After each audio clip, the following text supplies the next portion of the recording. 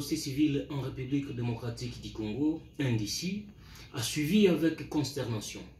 l'annonce de l'entrée officielle des troupes de l'armée de la République voisine du Burundi sur le sol congolais, plus précisément dans la province du Sud Kivu, au motif de venir prêter main forte à l'armée congolaise afin d'éradiquer les groupes armés nationaux et étrangers qui sévissent dans la partie orientale de la RDC depuis plusieurs décennies.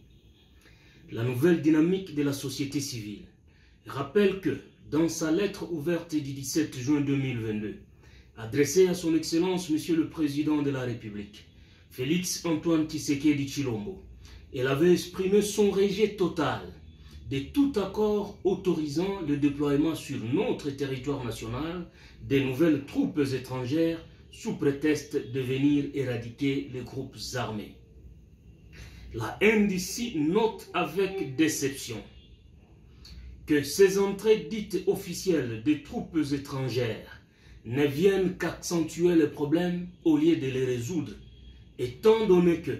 la plupart de ces armées annoncées et attendues dans le cadre de cette force de la communauté des États de l'Afrique de l'Est se trouvent déjà sur le sol congolais depuis plusieurs années, soit directement ou indirectement en appui aux différents groupes armés créés, nourris et entretenus par ce même pays afin de maintenir le chaos dans le seul but de continuer à tirer le bénéfice du pillage de nos ressources minières qui contribuent efficacement à l'essor de leurs économies nationales et au développement de leurs pays respectifs, laissant le Congo pauvre et sous-développé.